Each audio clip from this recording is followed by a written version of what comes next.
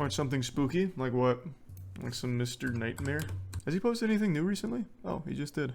Mr. Nightmare is like actually slapped. I expected it to be more like Nuke's top 5s, but it was real shit. Which was interesting. Don't really see a lot of that there. Nuke's is much goofier though, which is fun. How about the disturbing backstories?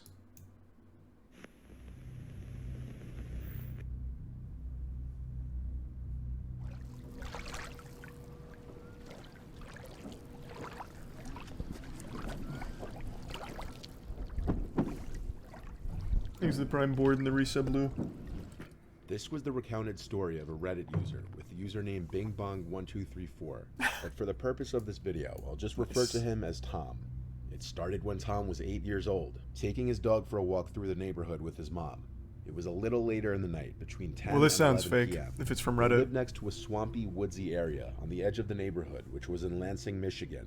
It was a very silent night, except for the slight wind. Then, from down in the swamp, Tom and his mother heard somebody whistling at them. It sounded sort of like a bird, but each whistle was different enough where the lack of consistency made it human-like. The whistling would apparently fluctuate pitches, sounding this is higher definitely than fake. lower. With a concerned and slightly terrified look on her face, Tom's mother grabbed his hand and said that they should go inside the house quickly. But since this happened at a very young age, and nothing similar happened for a while, Tom forgot about it, until 2 years later. Tom was taking his dog out again late at night, and towards the end of the walk, Tom suddenly heard the same whistling noise again. In his words, with the same pitches and same inconsistent human-like tones coming from a bush that could easily obscure a person behind it just next to the front door. With the disturbing memory of seeing his mom equally terrified from the same whistling 2 years earlier, it's just a looking Reddit down into the swamp creepypasta. at something neither of them could see, he ran inside as fast as possible. Years went by again without it happening, and eventually it slipped from Tom's mind. Fast forward to the summer of 2015, when Tom was 24 and started dating his girlfriend. I thought this Sarah, said who moved to videos South with Dakota creepy with. backstories. Where's the For video? Independence Day, the couple decided to go to Pierre, South Dakota, and watch the fireworks along the bank of the Missouri River. The two were parked at a free camping area behind a hospital, where people were allowed to pitch their tents, hang out, and see the fireworks up the river. Tom This and his story's girlfriend fake, but were the near other two are very end of good. the campground, and there were very few, if any, people around them. The fireworks began we'll as it skip this started to one. get dark. They sat right at the... Was it a coincidence? Why was it always the same whistling noise? And if it wasn't a coincidence, who was the person? Why did they follow Tom? Thanks for And your where did they go? James. To this day, there have been no conclusive updates on the matter, and these questions remain unanswered. Alright. There wasn't really a video there. Emma Filipoff was 26 years old when she disappeared almost 10 years ago, on November 28, 2012. She was described by friends and family as a beautiful, creative, and private girl. There's been an extensive investigation into Emma's disappearance ever since, but so far investigators have been unsuccessful in determining what happened to her. A surveillance video from the day Emma disappeared shows her in a 7-Eleven pacing around and cupping her hands around the glass door as she looked outside, as though she was being followed.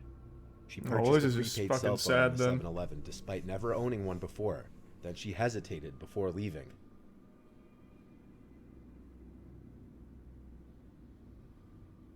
There's the Prime Coyote.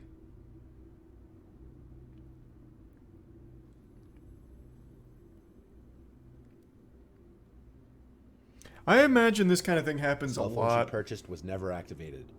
A little later, Emma got into security a taxi, cameras probably capture a lot of to missing persons. She then got out of the taxi due to insufficient But just funds no one for ever the fare. checks. She was last seen between the times of 7:30 p.m. and 8:30 p.m., acting strangely in front of the Empress Hotel. According to a witness, Emma seemed confused. He saw her at a crosswalk, refusing to cross the street.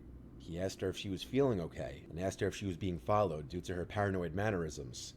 Emma said she was okay. So, not knowing what to do, he made a phone call to the police. Police showed up and found her shoeless, and they questioned her for a total of 45 minutes and then left. Investigators later What's found the her shoeless vehicle part the have to do with following morning, anything? parked at the Chateau Victoria parking lot containing all of her belongings, including her laptop, books, her passport, and library card. Investigators found a CCTV footage clip from a local YMCA 5 days before Emma went missing. In the clip, she walked in and out through the door 6 times, peering out through the glass.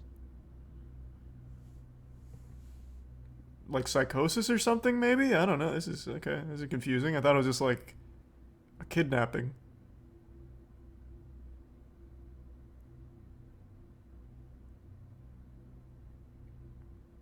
One possible person of interest is in CCTV footage from a Vancouver store. The 2014 surveillance video shows a man in a Gastown clothing store holding a purple poster in his right hand. The store owner reported that the man was irritated and claiming Emma was his girlfriend and that she wanted to be left alone. Police have not yet been able to identify him. How? That's always the thing that surprises me. On Reddit, there'll often be these videos that come up of like random assaults and shit, and the person's just like fully in view of the camera. My immediate thought is, this guy's fucked. His whole life is over. They've got him now. Because you can see everything about the person, and I just have so much faith in like the process that you can always identify someone if you can see them fully. But I guess not. More often I realize that it doesn't matter. They can't just identify someone just because they can see everything about them. Plus, I guess a lot of those big case breaks come from anonymous tips, like people actually just leaving tips and telling the police who the person was that they were asking about. We're about to watch was of an episode of the old game show The Dating Game, and on the surface it seems completely normal, and all the contestants seem to be regular people you'd expect to see in a typical cheesy 1970s dating show. However, one person... That's another good point. A lot of people think your DNA also just gives your name and address to the cops. Yeah, it's me. That's my immediate thought too. Like whenever I read about a crime or something, I'm like, well, he may have left DNA at the scene, so they'll get him pretty soon. Like a fucking child. As if DNA is like geocoded or something, where if you find like a single hair, you can trace it all the way back to the person and find them at like a dilapidated Denny's across the globe. That is absolutely how I think about shit too. It's like DNA is a perpetual GPS. On the stage was not who he seemed. Thanks to the Prime, It was Petty. later found out this episode was filmed amid a gruesome killing spree. He was the winner of the episode, and his name was Rodney Alcala, a serial killer who victimized up to 130 women. This was part of the episode. 130? What the fuck? Photographer who got his start when his father found him in the dark room at the age of 13, fully developed. Between takes, he might find him skydiving or motorcycling. Please welcome Rodney Alcala. Rod, welcome. He was introduced as Bachelor Number One, a successful photographer who enjoyed skydiving and motorcycling in his spare time. Prime Flipper. A Bachelor Number One. I am serving you for dinner. Oh. What are you called, and what do you look like? I'm called the Banana, and I look really good. What? Can you be a little more descriptive? Peel me. What a weird fucking show. With his suggestive quips and impressions, he won the contest, scoring a date with the Shit Bachelorette, seems Cheryl haunted. Bradshaw. But in the years that followed his appearance on the show, Alcala would come to be known as the dating game killer. Will that date be Bachelor Number One, Bachelor Number Two, or Bachelor Number Three? Who gets the date? Well, I like bananas, so I'll take one. Number one, Bachelor Number One. All right. What a weird fucking show. He's a skydiver, so he's got a lot of nerve. He's into motorcycling. He's also a fine photographer. Say hello to Rodney Alcala. Rodney, come on and say hello. You just kiss her on the Convicted mouth? of the murders of 6 women and a 12-year-old girl, with some of the crimes being committed before his TV appearance. Investigators estimated his victims could be as many as 130. Alcala died at age 77 while on death row. He committed his first known crime on September 25, 1968, when an eyewitness in Los Angeles called police after watching him lure an 8-year-old girl named Tali Shapiro into his apartment. Tali was walking to school when Alcala offered her a ride, but he took her to his apartment instead. When the police arrived, the girl was found alive, but Alcala had fled. To evade the resulting arrest warrant, he left the state and enrolled in the NYU Film School, using the name John Berger. With his good looks and charm, he persuaded many young women to pose in photographs for him, most of whom are presumed to have been victims of his, and apparently a lot of them remain unidentified. In fact, you can easily find these pictures online. In 1971, he obtained a counseling job at a New Hampshire arts camp for children. The FBI added Alcala to its list of 10 most wanted fugitives, and a few months later, 2 children attending the arts camp noticed his photo on an FBI poster at the post office. Alcala was arrested and extradited to California. He only served 3 years in prison for this crime, because Shapiro's family had relocated to Mexico and her parents refused to have her testify at the trial. The years following, he would be in and out of jail, and the list of his victims would grow longer and longer. Somehow, Alcala was able to make it on the dating show despite his criminal history, and of course his record went unmentioned during his appearance. After Cheryl Bradshaw chose Rodney Alcala, the two were awarded tennis lessons, complete with outfits, and a trip to Magic Mountain theme park. First, you'll receive tennis lessons from expert Naomi Besa of the How in the fuck? That starts.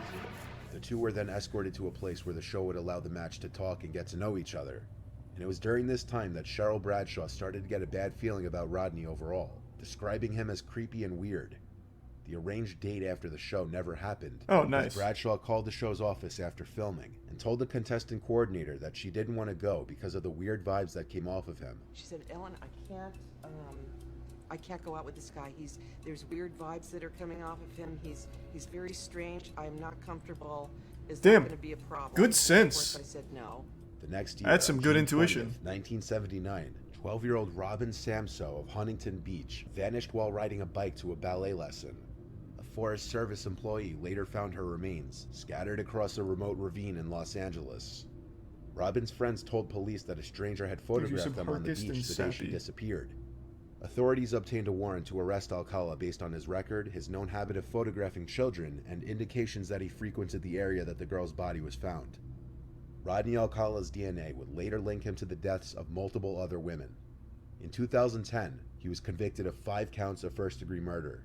He was sentenced to death, but after New York City investigators began probing his potential ties to unsolved killings in the city in the 1970s, he was also charged for the murders of 2 more women, which he You pleaded said guilty to. hello in early. The actual amount of disappearances and murders that Rodney is responsible for remain unknown. It's crazy to think how Cheryl Bradshaw's gut instincts that something was off about Rodney and her refusal to goddamn, go through Carol. with their date Nice. probably saved her life. Well, not probably. It absolutely saved her life. You can say with a high level of confidence that had she gone on that date, she would have been another victim of the guy. So good for Carol. She was able to sniff that shit out. Well, that last one was definitely a fucking wild one. Old dating shows were so... Well, I guess just old shows in general. You guys remember that? I think it was a Canadian show. There was like a Canadian kids show where the host just kept making out with the children on the show and people just clapped for it. It's a video that pops up on Reddit all the time about like TV was really fucking weird back in the day. You guys remember that? Like all those old shows were just kind of fucking creepy, full of weirdos. Seems like chat's split half and half. It wasn't Family Feud. It was a Canadian show. They had like child contestants and I think they were doing like trivia or something. It's been a long time. But basically the host, every time a kid would answer a question, he just kissed them on the lips. Like just constantly kissing the kids on the lips. It wasn't French, it was, I'm pretty sure it was Canada. It's been a long time since I saw that pop back up on Reddit, but yeah, shit was fucking gross. And the dude, as far as I remember, the dude never faced any repercussions. Like he was a host for his entire career. I don't think like he ever lost his position. PewDiePie made a video about it, I think. Yeah, like I said, it's something that's popped up a lot over the last like 5 or 6 years.